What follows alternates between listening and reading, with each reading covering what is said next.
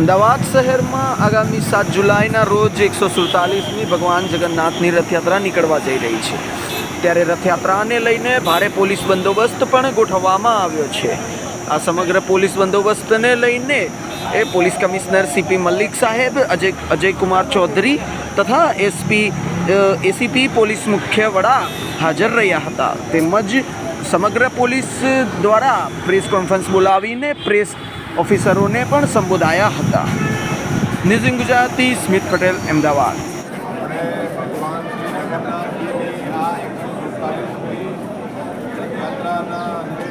સવારે 7 વાગ્યાથી લગભગ 10 વાગ્યા સુધી ત્યાં રિહર્સલ કરવામાં કામગીરી કરી અને આજે અહીંયા આપણે 600 ઉપર સબ ઇન્સ્પેક્ટર અને ઉપરી અધિકારીઓ જે છે DCP, DIG, IG, additional joint commissioner, તમામને આપણે બ્રીફિંગ કરવામાં આવ્યું। આ ગુજરાતમાં સૌથી અગત્યનો બંદોબસ્ત હોય છે, જેમાં આપણે જોઈએ તો લગભગ 12,000થી પણ ઉપર પૂરા સુરક્ષા કર્મીઓ છે। એ સિવાય પેરામિલિટરી ફોર્સને લઈને 11 કંપનીઓ અહીંયા આવી છે, 20 એસઆરપીની કંપની પણ આપણે આવી છે। અગાઉથી 15 એસઆરપીની કંપની આપણી પાસે હોય છે, એટલે મેન પાવર પણ અમે ખાસો ઉપયોગ કરવામાં આવે છે। જરૂરિયાત એટલી હોય છે કે અમુક મેન પાવર સવારમાં જ્યાં ડિપ્લોય કરવામાં આવે, સાંજે એને બીજી જગ્યા પર ખસેડવામાં આવે છે। અમે આગળ પોઈન્ટ હોય છે, ડીપ પોઈન્ટ હોય છે, ડાબા પોઈન્ટો ઉપર પોલીસ મૂકવામાં આવે છે। એમાં બહુ સિન્સિયરલી પોલીસ કામ કરે એ રીતે આપણે અહીંયા બ્રીફિંગ પણ રાખવામાં આવે। આ આપણે મોટો એને ચેલેન્જ હોય છે એ ખાસ કરીને ટ્રાફિકનો હોય છે, એ અડચણ પણ નહીં થાય। સ્કૂલની બંદોબસ્ત અને પોલીસ બંદોબસ્ત છે, પોલીસ બંદોબસ્ત જે છે એ આપણે ક્રાઇમ બ્રાન્ચના સુપરવિઝન હેઠળ હોય છે। અમે ટ્રકોની સિક્વન્સ જળવાય, એને પ્રોબ્લેમ નહીં થાય। આ સિવાય ટેકનોલોજીનો પણ આપણે ઉપયોગ આ વખતે દર વખતે વધતા જાય છે, આ વખતે આપણે ખૂબ જ વધ્યા છે। ખાસ કરીને 1400થી વધારે જે કેમેરાઓ રોડ ઉપર લગાડવા છે એનાથી ખાસો મદદ મળશે। આ સિવાય આપણે 20 જેટલા ડ્રોનના ઉપયોગ કરવાના છીએ। ડ્રોન એટલે આ ડ્રોન હોય એમને બેલૂન છે એના ઉપર પણ આપણે ઉપયોગ કરવાના છીએ। એના નીચે સીસીટીવી હોય છે। આપ જુઓ તો બધી ટેકનોલોજીમાં સીસીટીવીના જે સિસ્ટમ છે એનો જ ઉપયોગ કરવામાં આવે છે અને એની જે લાઈવ મોનિટરિંગ છે પૂરી રથયાત્રાની એની આપણે પોલીસ કંટ્રોલ રૂમ સિવાય અહીંયા અમદાવાદ એનએક્સીમાં પણ આપણે ફીડ આપી રહ્યા છીએ, ઈડી ઓફિસમાં પણ આપી રહ્યા છીએ અને સીએમ ઓફિસમાં પણ આની ફીડ આપણે આપી રહ્યા છીએ। ટૂંકમાં આ છે કે ટેકનોલોજીનો ખાસો આપણે ઉપયોગ કરી રહ્યા છીએ।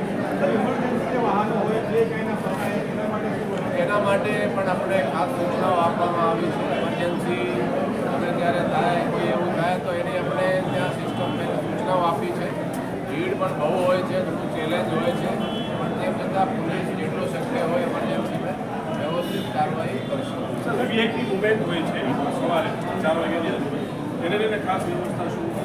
અમે જે શરૂઆતી બંદોબસ્ત છે એ આપણા રાતના 2 વાગ્યાથી લાગી જાય છે। જેમ કે માનનીય કેન્દ્રીય ગૃહમંત્રી એ સવારે 4 વાગે ત્યાં મંગલ આરતીમાં આવે છે, પછી લગભગ 7 વાગે માનનીય મુખ્યમંત્રી શ્રી ત્યાં આવે છે। તો એ આપણે બંદોબસ્ત સવારે 2 વાગ્યાથી લાગે છે અને દેર રાત સુધી જ્યાં સુધી આ રથયાત્રા પૂર્ણ ના થાય ત્યાં સુધી બંદોબસ્ત ચાલુ રહે છે। આ બધાએ મળાવીને તમે લગભગ જુઓ છો, હોમગાર્ડ મળાવીએ, બધા મળાવીએ તો લગભગ 23,000 જેટલા હશે। પણ એની આપણે કંપની તરીકે ગણવામાં આવે છે કે 11 કંપની છે, આરએફની સ્ટ્રેન્થ હોય, એસઆરપીની સ્ટ્રેન્થ હોય, આરએફ જैसे કંપનીઓ છે, આપણે બીએસએફની કંપનીઓ મળી છે, આઈટીબીપી મળી છે। તો ઓવરઓલ સ્ટ્રેન્થ જોઈએ તો 22-23,000 જેટલી બધા હોમગાર્ડ મિલાવીને। સર, ગઈકાલે સીએમ ભાગદોડ થઈ, આ રવિવાર છે, રજાનો દિવસ છે, લોકોને મહેનત કરવા માટે કઈ રીતે આ વખતે આપણે ખાસ કરીને જે સ્ટાર્ટિંગ છે સૌથી વધારે ચેલેન્જ સ્ટાર્ટિંગ વખતે ત્યાં બહુ ભીડ આવે છે, લોકો ત્યાં વધારે ભેગા થાય અને સરસપુરમાં પણ ભેગા વધારે થાય છે।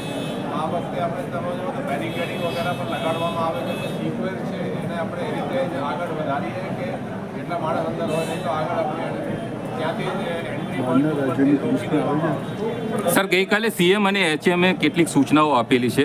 આ સૂચનાઓ શું શું હતી અને તેનો શું અમલ થઈ રહ્યો છે? જેમ કે સીએમ સરે જર્જરિત ઇમારતો સંદર્ભે, એચએમ સરે સોશિયલ મીડિયા સંદર્ભે સૂચનાઓ આપી છે.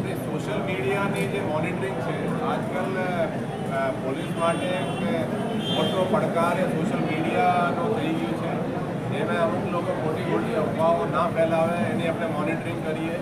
એ અફવાઓથી ખાસા તણાવ ઊભો થઈ શકે એટલે આપણે તરત જ એને કાઉન્ટર કરવા માટે પણ વ્યવસ્થા આપણે સાયબર ક્રાઇમના જે સિસ્ટમ છે એના આપણે ગોઠવવામાં આવી.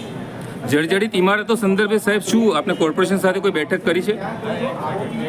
જર્જરિત ઇમારતો સંદર્ભે કોર્પોરેશન સાથે કોઈ બેઠક કરી કે ગયા વર્ષે એક દુર્ઘટના થઈ હતી.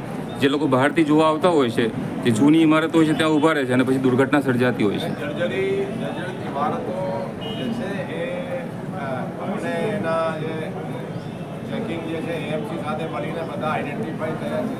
એએમસી એ ડિમોલિશનની કાર્યવાહી એ કરી રહી છે, અમુક થઈ ગઈ છે પણ અમુક એવા સિસ્ટમ છે કે લોકો જવા જ નથી માગતા, બહુ મુશ્કેલી પડે છે. જે જર્જરિત ઇમારતોમાં જે માણસો રહી રહ્યા છે એ આપણે બહાર જ એમાં પોલીસ રાખવામાં આવશે અને અંદર કોઈ ના ઘૂસે એ રીતેની આપણે વ્યવસ્થા ગોઠવવામાં આવશે.